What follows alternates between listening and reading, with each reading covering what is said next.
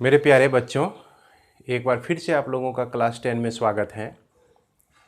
तो क्लास 10 में आज का क्लास शुरू करने से पहले मैं आप लोगों को कुछ जानकारी दे दूं। हम लोग पिछले वीडियो में शंकु के छिन्नक के सारे प्रॉब्लम को बनाए, उसके उदाहरण को भी बनाए और उसके बाद जो प्रश्नावली थी उसे भी हमने सॉल्व किया। तो जैसा कि आप लोगों को पता है, शंकु के छिन्नक से 6 अंक का एक कंप्लीट क्वेश्चन रहता है। उसी तरह से आज मैं आप लोगों के लिए एक विशेष वीडियो लेके आया हूँ, विशेष स्टडी मटेरियल लेके आया हूँ, जिसमें आप देखेंगे कि सांख्यिकी का जो आपका क्लास 10 का 14वां नंबर चैप्टर है, सांख्यिकी स्टैटिस्टिक्स। इससे आपका माध्य, माध्यक और बहुलक पर 6 अंक का क्वेश्चन पूछा जाता है मेरे बच्चों। तो आज हम लोग इस वीडियो के माध्यम से सिर्फ इसी चीज़ के बारे में जानकारी लेंगे। जब हमारा स्कूल खुलेगा तो इसमें छूटे हुए चीज़ों को और भी विस्तार पूर्वक हम लोग पढ़ेंगे। तो फिलहाल जो बहुत ही ज़रूरी है तो उसे आप लोगों के सामने मैं दे रहा हूँ, ताकि आप लोग वीडियो के भी माध्यम से पढ़ लें। जब हमारा स्कूल खुलता है तो उस माध्यम से भी आप इसे पढ़ सकेंगे। तो चलिए बच्चों, हम लोग आगे बढ़ते हैं। जैसा कि हमने कहा कि यह माध्य, माध्यक और बहुलक से 6 अंक का क्वेश्चन आपका पूछा जाता है। तो इसमें है सबसे पहला एक शब्द आता है आंकड़े, जिसको हम लोग डाटा कहते हैं। तो यह डेटा किसको कहते हैं? प्रेक्षणों को संख्याओं के रूप में इकट्ठा करना जो है आपका डेटा कहलाता है। जैसे प्रेक्षण यहाँ क्या हो गया? ऑब्जर्वेशन। अब देखिए, ऑब्जर्वेशन बहुत तरह से होता है। जैसे कोई ऑफिसर को कहा गया कि आप जाइए प्लॉट का ऑब्जर्वेशन कीजिए, आप जाइए देवघर टाउन का ऑब्जर्वेशन कीजिए। तो देवघर टाउन का ऑब्जर्वेशन कैसे करना है? रोड पे चलना है या कोई विशेष जगह पे जाना है, तो उस तरह से वो प्रेक्षण करता है, ऑब्जर्वेशन करता है।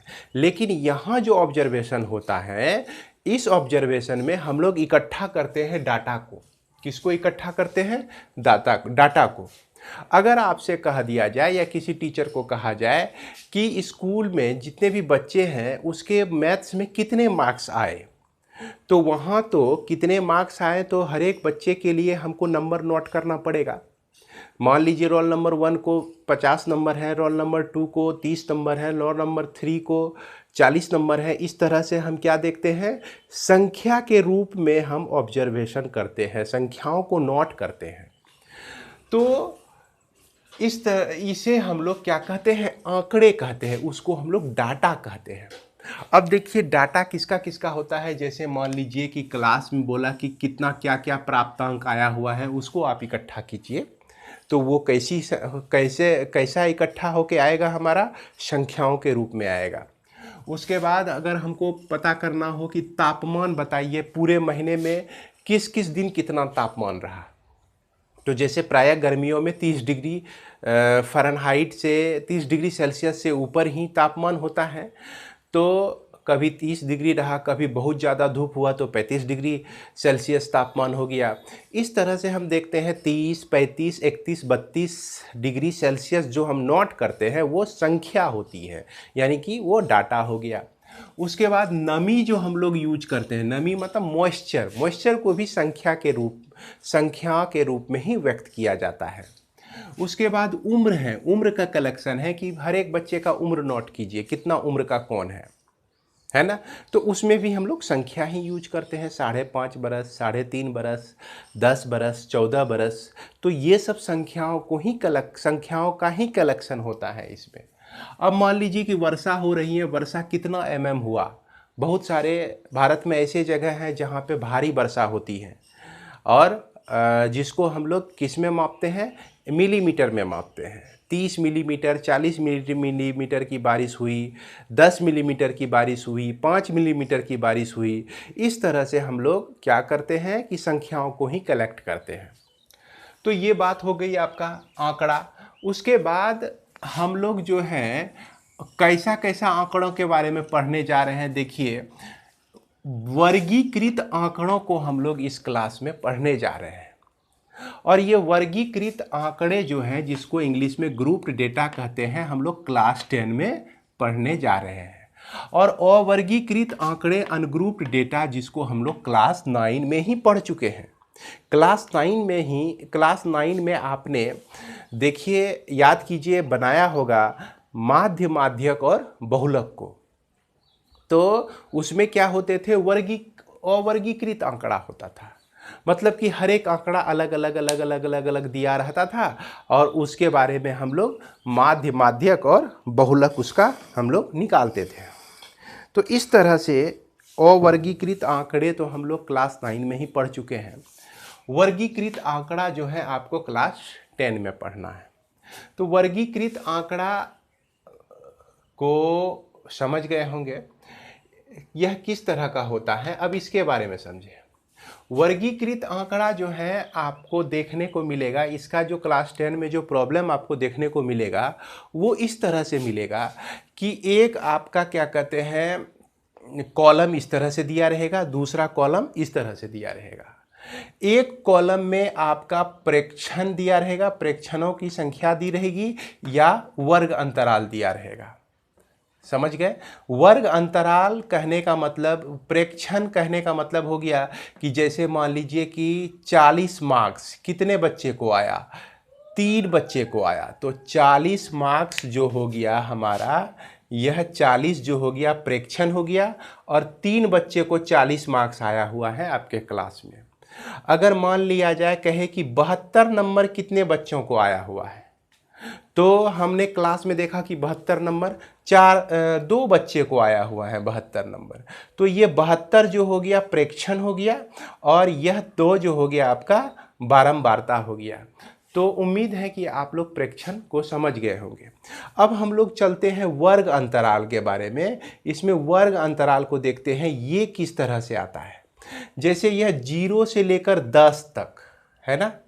मान लीजिए कि क्लास में एग्जाम हुआ, टेस्ट हुआ, 0 से लेके 10 तक के बीच आने वाले नंबर, 0 से लेके 10 तक के अंदर आने कितने बच्चे का नंबर 0 से 10 तक आया हुआ है। मान लीजिए कि 13 बच्चे ऐसे हैं जिसका नंबर जो आया वो 0 से 10 के बीच है। तो ये आपका 0 से 10 वर्ग अंतराल हो गया, और यह 13 इसका बारंबारता हो गया। उसके बाद कहा जाए कि 10 से 20 के बीच कितने बच्चों का नंबर आया हुआ है। मान लीजिए कि यहाँ पर 10 बच्चे का नंबर जो है 10 से 20 के बीच है, 10 से 20 के बीच है। तो हम यहाँ पे कहेंगे कि यह 10 से 20 जो है आपका क्या हो गया, वर्ग अंतराल हो गया, और यह 10 बारंबारता हो गई। इसी तरह से मान लीजिए 20 से 30 के बीच नंबर कितने बच्चों का आया हुआ है। तो यहाँ पर अगर मान लीजिए कि हमने नंबर को उल्टा के देखा, उसमें काउंट किया, भाई कितना बच्चा 20 से 30 के बीच है, उस सब बच्चे को कलेक्ट किया, तो उसमें देखा कि 15 बच्चा ऐसा था जो कि 20 से 30 के बीच नंबर लाया हुआ है। तो ऐसा प्रायः होता है कि नहीं। ये आप लोग अपने क्लास में भी देखे होंगे। तो ये आपका इस तरह से वर्ग अंतराल होता है, और उसके बाद ये बारंबारता होता है। कोई भी प्रॉब्लम आपको इसी तरह से दिया रहेगा, आप पूरे किताब को उल्टा के देख लीजिए, इसमें क्या रहेगा, या तो प्रेक्षण या वर्ग अंतराल। तो आपके बुक में मैक्सिमम वर्ग अंतराल ही दिया रहेगा, और उसके बाद बारंबारता दिया रहेगा। यही चीज़ हम जो है टेबल को खड़ा बनाए हैं, इसी को जो है टेबल को आप लोग के पड़े रूप में भी दिया जा सकता है। कहने का मतलब कि 0 से 10 लिखें, उसके नीचे 13 लिख दिए, फिर उसके बाद 10 से 20 लिखें, उसके नीचे आप 10 लिख दिए। तो अपने बुक में आप देख सकते हैं, या तो परपेंडिकुलर देता है या हॉरिजॉन्टल वे में यह प्रॉब्लम आपका दिया जाता है। अब इसमें जो है हम लोग कुछ जाने कि यह जो आप देख रहे हैं 0 से 10, 10 से 20, 20 से 30, 0 से 10, 0 को हम लोग कहते हैं निचली वर्ग सीमा, और 10 को हम लोग कहते हैं ऊपरी वर्ग सीमा। यहाँ फिर जाइए, इसमें दूसरे वर्ग अंतराल में आते हैं। दूसरे वर्ग अंतराल में 10 को हम लोग निचली वर्ग सीमा और 20 को हम लोग ऊपरी वर्ग सीमा कहते हैं। तो 20 और 30 आए तीसरे वर्ग अंतराल में आते हैं। तो तीसरे में 20 को हम लोग निचली वर्ग सीमा और 30 को हम लोग ऊपरी वर्ग सीमा कहते हैं। तो मेरे प्यारे बच्चों, ये आपको समझ में आ गया निचली वर्ग सीमा क्या होती है और ऊपरी वर्ग सीमा क्या होती है। एक एग्जाम्पल भी आपको दिया गया है 10 से 20 तक। 10 को हम लोग जो है ये क्या कहेंगे, निचली वर्ग सीमा, अब 20 को हम लोग क्या कहेंगे, ऊपरी वर्ग सीमा। ये जो है नंबर फिक्स नहीं होता है। अब मान लीजिए कि यहाँ पर हम 20 से 30 लिख दिए। क्या लिख दिए, 20 से 30 लिख दिए। अब यह 20 आपका निचली वर्ग सीमा बन जाता है और 30 आपका ऊपरी वर्ग सीमा बन जाता है। तो इसमें परेशान होने की ज़रूरत नहीं है। इसके बाद हम लोग एक चीज़ और जाने, वर्ग चिन्ह क्या होता है। वर्ग चिन्ह को पता लगाने के लिए, निकालने के लिए हम क्या करते हैं, ऊपरी वर्ग सीमा में जोड़ देते हैं निचली वर्ग सीमा को और उससे 2 से भाग दे देते हैं। जैसे मान लिया जाए 20 और 30 का वर्ग चिन्ह क्या है, 20 और 30 का वर्ग चिन्ह क्या है, 20 जोड़ 30 50 होता है। अब 50 को फिर हम 2 से भाग दे दिए तो वह 25 निकला। तो इसकी जो है इस वर्ग अंतराल की वर्ग सीमा, वर्ग चिन्ह 25 हो गया। और कुछ एग्जाम्पल हम देखते हैं। 0 से 10 है यह, इसका वर्ग चिन्ह क्या होगा, तो 0 जोड़ 10 करेंगे तो 10 हुआ। और 10 को फिर हम 2 से विभाजित कर देते हैं तो यह 5 आता है। तो इसका वर्ग चिन्ह जो है 5 हमारा निकल जाता है। तो इस तरह से वर्ग चिन्ह से रिलेटेड हम लोग प्रॉब्लम को भी पढ़ेंगे और उसमें और भी क्लियर हो जाएगा आप लोगों का। तो चलिए आगे बढ़ते हैं। इसके बाद हमारा आता है माध्य। सबसे पहला चीज़ आपको सीखना है इसमें माध्य। तो माध्य हम लोग कहते किसको हैं, इसके बारे में देखिए कि सभी प्रेक्षणों के मानों के योग को प्रेक्षणों की कुल संख्या से भाग देकर प्राप्त करते हैं। किसको प्राप्त करते हैं, मीन को प्राप्त करते हैं।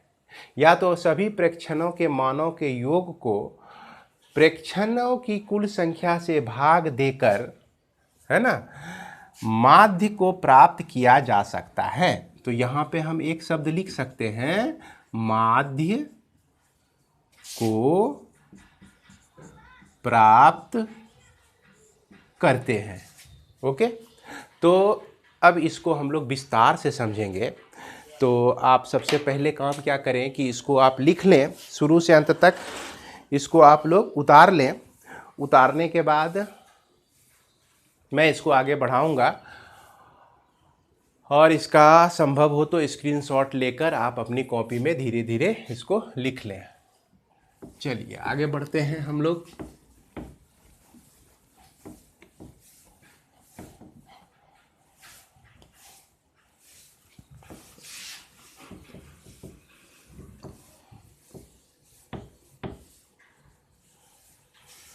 अब इसको हम लोग समझने के लिए क्या करते हैं कि इसमें मान लेते हैं कि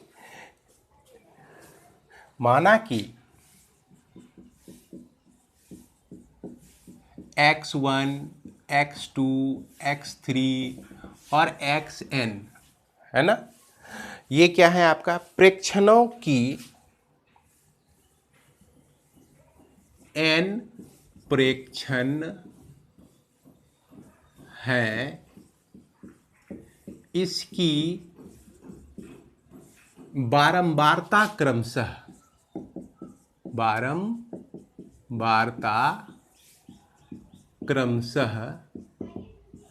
F1, F2, F3 और Fn है ना। अब देखिए माध्य के लिए हमारा सूत्र क्या बनता है, प्रेक्षणों के मानों के योग, प्रेक्षणों के मानों के योग को जब हम डिवाइड कर देते हैं, किससे डिवाइड करते हैं, प्रेक्षणों की कुल संख्या, प्रेक्षणों की कुल संख्या से डिवाइड कर देते हैं तो यह हमारा माध्य हो जाता है। तो प्रेक्षणों के मानों का योग, मान तो हमारा x1 है, x2 है, x3 है और यह x4, x5, x से लेके xn तक है आपका। और यह f1 इसकी बारंबारता, f3 इसकी बारंबारता, ये आपकी बारंबारता है। तो यहाँ पे बारंबारता क्या चीज़ होता है, इसको ठीक तरह से आप लोग समझेंगे तो ये कहता है कि x1 जो है कितनी बार है, f1 बार है। x2 जो है कितनी बार है, f2 बार है। फिर उसके बाद ऐसे सोचते हैं हम लोग, मान लीजिए कि आपके क्लास में 10 नंबर तो किसी एक लड़के को ही नहीं आता होगा, हो सकता है 2-3 लड़के को आ गया होगा 10 नंबर। तो 10 जो है यहाँ पर प्रेक्षण हो गया। अगर 10 नंबर 3 बच्चे लाए हैं तो 3 उसकी बारंबारता होगी, 10 की बारंबारता 3 हो गई। उसके बाद यदि ऐसा हो कि 40 नंबर लाने वाले बच्चे आपके क्लास में 5 बच्चे हैं जिसने 40 नंबर लाया, तो दूसरा प्रेक्षण आपका x2 जो कि 40 है और यह 40 नंबर कितने बच्चे ने लाया, 5 बच्चे ने लाया, तो यह आपका f2 कितना हो गया, 5 हो गया। अगर उस पांचों बच्चे का नंबर को हम ऐड करें, 5 बार 40 है तो 40 जोड़ 40 जोड़ 40 5 बार अगर ऐड करते हैं तो कितना हो जाता है, 200। तो 200 मार्क्स जो है कितने बच्चे लाए मिलके, तो 5 बच्चे मिलके लाए हैं, है कि नहीं। तो इस तरह से हम लोग देखते हैं कि नंबर कितना आया, टोटल नंबर के लिए बारंबारता जो दिया गया है उसको प्रेक्षण यानी ऑब्जर्वेशन से हम लोग मल्टीप्लाई करके निकालते हैं। किसको निकालते हैं, प्रेक्षणों के मानों का योग निकालते हैं। तो इसको निकालने के लिए हम लोग क्या करेंगे, f1 x1, f2 x2, f3 x3 और इसी तरह से fn xn लिखेंगे। उसके बाद इसके नीचे कहता है कि आप दिए प्रेक्षणों की कुल संख्या, तो यह f1 plus f2 plus f3 और यह आपका fn हो जाता है। ये आपका मैथमेटिकल फॉर्म में आ जाता है, मैथमेटिक्स के रूप में आ जाता है।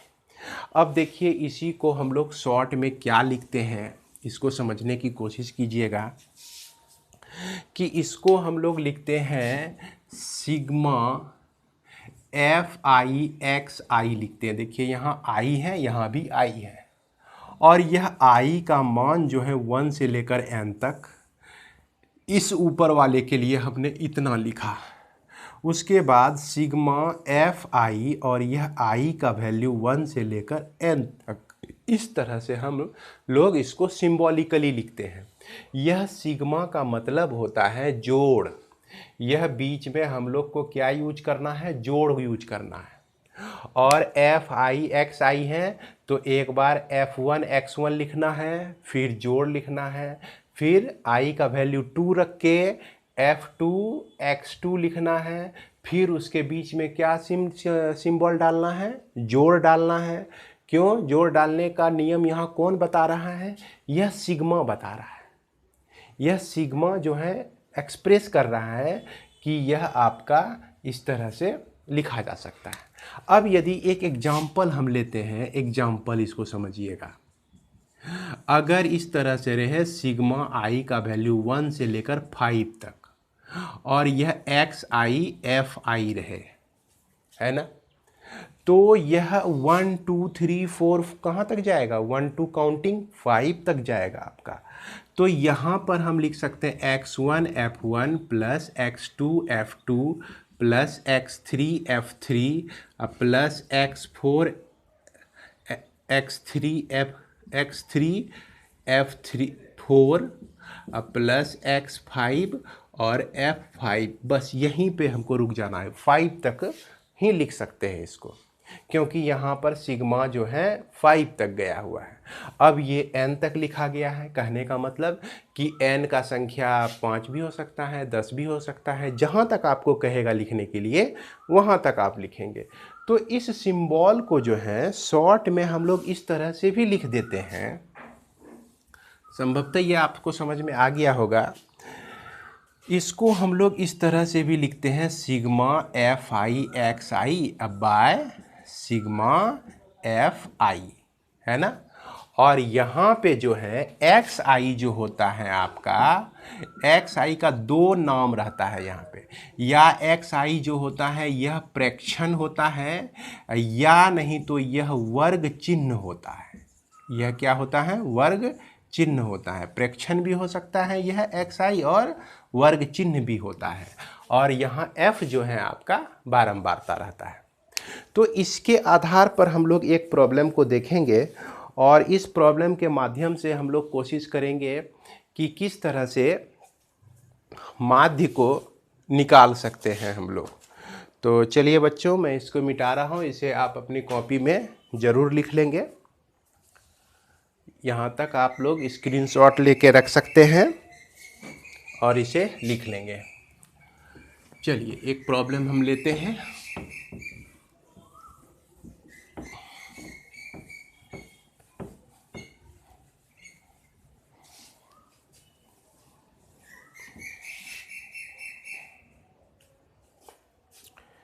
मान लीजिए कि आपके क्लास में, है ना, मैथ्स का टेस्ट हुआ है, गणित का टेस्ट हुआ है, और इस टेस्ट में जो है 30 स्टूडेंट्स, है ना, कितने विद्यार्थी शामिल हुए हैं? 30 विद्यार्थी शामिल हुए हैं। अब देखिए 30 विद्यार्थी में से क्या क्या प्राप्तांक आया हुआ है। प्राप्तांक आया हुआ है, देखिए किस तरह से कि, और उसके बाद यह बारंबारता हम लेते हैं। यह प्राप्तांक आया हुआ है, 10 नंबर आया है 2 बच्चे को, अब 20 नंबर भी आया है 2 बच्चे को, 36 नंबर आया है 5 बच्चे को, उसके बाद 40 नंबर आया है 8 बच्चे को, उसके बाद 50 नंबर आया हुआ है 3 बच्चे को, और 60 नंबर आया हुआ है 5 बच्चे को, 70 नंबर आया हुआ है 3 बच्चे को, 72 नंबर आया हुआ है 1 बच्चे को, और 80 नंबर भी आया हुआ है 1 ही बच्चे को। तो ये हमारा जो हो गया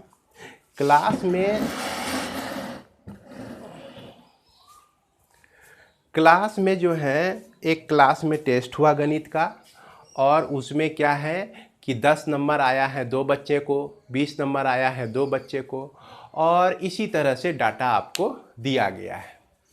अब इसका क्या करना है? आपको माध्य निकालना है। क्या निकालना है? माध्य निकालना है। तो इसको जो है, यह आपको हॉरिजॉन्टल वे में यह प्रॉब्लम दिया गया है। इसको आप सबसे पहले क्या करेंगे? वर्टिकली लिख लेंगे।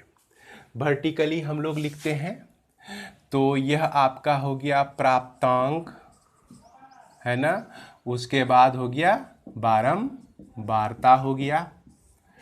प्राप्तांक आपका देखिए 10, 20,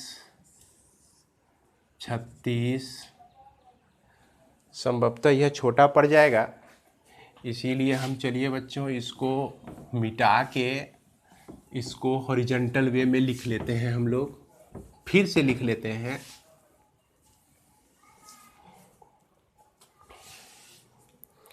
फिर से इसको लिखेंगे हम लोग। ये हो गया प्राप्तांक,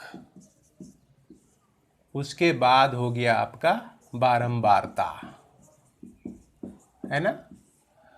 और यह जो है आपका प्राप्तांक को हम लोग x कहते हैं, अब बारंबारता को fi कहते हैं, है ना।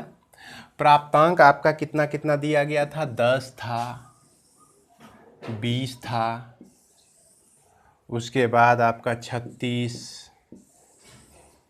उसके बाद आपका 40, उसके बाद 50, उसके बाद 60, उसके बाद 70, उसके बाद 72, उसके बाद यह 80, इस तरह से दिया गया था। इसमें बारंबारता कितनी दी गई थी? 2, 2, 5, 8, 3, 5, 3, 1, 1, इस तरह से दिया गया था। तो अब इसका माध्य निकालने के लिए, जैसा कि हम लोग फॉर्मूला से जान रहे हैं कि sigma F I x I by sigma F I होता है। क्या होता है? Sigma F I. तो यहाँ पर हमको एफ आई एक्स आई निकालना पड़ेगा। एक कॉलम बढ़ा दिए, और इसको कैसे निकाल सकते हैं हम लोग? इसको निकाल सकते हैं, इस दोनों को गुना करके निकाल सकते हैं। तो उम्मीद है कि गुना तो कर ही लेंगे आप लोग। तो इसको हम लोग चलिए गुना करते हैं। 10 गुना 2 तो यह हो गया 20, 20 गुना 2 तो यह हो गया 40, 36 गुना 5, 6 पंचे 30 के 0, और 5 तिया 15, 15 3 18, 8 पंचे 8 चौके 32, 320, 50 तिया 150, 150, 60 पंचे 76 पंचे 30, यह आपका 300, 70 तिया 21, 210 होता है। 72 गुना 1 तो 72 हुआ, और 80 गुना 1 तो यह आपका 80 हुआ। इसको हम लोग कहेंगे सिग्मा एफ आई। इसको जोड़ के देखिए, 2 2 4 5 9 9 5 17, 17 3 20, अब 20 और इधर आपका 10 हो गया 30, यह हो गया आपका। अब इसको आप जोड़ के देखिए, चूंकि यह सिग्मा का मतलब क्या होता है? जोड़ होता है। सभी को ऐड करके हम लोग को लिखना है। तो इसको जब आप जोड़ेंगे, देखिए कितना आता है इसको जोड़कर। 2 हो गया यूनिट प्लेस पर, 8 7 15, 16, 16 5 21, 21 2 23, 23 और 8 31, 31 4 35, 35 36 37, तो यह 37 के साथ हाथ में रहा 3, 3 2 5, 3 8, 1 9, 9 9 9 3, 9 3 12, 1 13, तो यह 1372 आता है। अब हम लोग मीन निकालने के लिए, मीन को हम लोग x बार से भी डिनोट करते हैं, माध्य को हम लोग इस तरह से भी डिनोट करते हैं। माध्य बराबर sigma F I x I by sigma F I. तो यह 1372 बटा कितना हो गया? 30 हो गया। तो अब इसको हम लोग कटा देते हैं। तो इसको देखिए, 3 चौके 30 से भाग दे देते हैं। 3 चौके, ये कटेगा नहीं कटेगा, इसको हम 1372 हो गया यह। तो 3 चौके 12, और 3 पचे 15, 3 सत्ता 21, 1 बचा, 3 तिया 9, और यह आपका हो जाता है 457 45.73 हो जाता है ना। इसको जब आप इससे भाग देंगे तो यह 45.73 आएगा। तो इसको हम लोग 5 तिया 15 और 45 तिया 190, 135 गुना, हाँ ठीक है, लगभग ये आएगा वैल्यू। तो यह आपका क्या हो गया? इसका माध्य हो गया।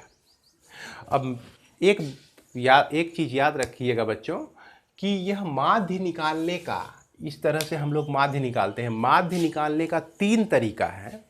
एक यह जो मेथड हो गया डायरेक्ट मेथड हम लोग कहते हैं, इसको कौन सा मेथड कहते हैं? डायरेक्ट मेथड कहते हैं। और दूसरा होता है assumed mean method, assumed mean method. और तीसरा होता है step deviation method, step deviation method. तो इसमें जो है, अगर आपको जैक बोर्ड में यह मीन निकालने के लिए कहा जाए, प्रायः मीन निकालने के लिए तो नहीं ही देता है, अगर संजोग से दे दे तो आप किसी एक मेथड से निकाल कर वहाँ बना सकते हैं। आप किसी एक मेथड से बनाएंगे तो नंबर मिलेगा ही। लेकिन यदि कभी ऐसा हो जाए कि एज्यूम्ड मीन मेथड से दे दे या स्टेप डेविएशन मेथड से आपको दे दे तो फिर परेशानी हो जाएगी। लेकिन इस तरह का क्वेश्चन नहीं पूछा गया है अभी तक। तो पिछले रिकॉर्ड के आधार पर हम लोग जो हैं अभी मीन निकालने का सिर्फ एक तरीका सीखेंगे। जब हमारा स्कूल खुलेगा, जब हम लोग एक दूसरे के साथ होंगे, या नहीं तो अगले वीडियो में मैं इसके बारे में पूरी तरह से आप लोगों को जानकारी दूंगा। फिलहाल बेसिकली आप लोग इतना सा जानकारी को रखें। धन्यवाद। इस वीडियो को मैं यहीं पे समाप्त करता हूं। आप लोग अगले वीडियो में देखेंगे कि मीडियन कैसे निकालते हैं, यानी माध्यक कैसे निकालते हैं और बहुलक कैसे निकालते हैं। तो चलिए बच्चों, आज के लिए इतना ही और इसे आप लोग लिख लेंगे। थैंक्स।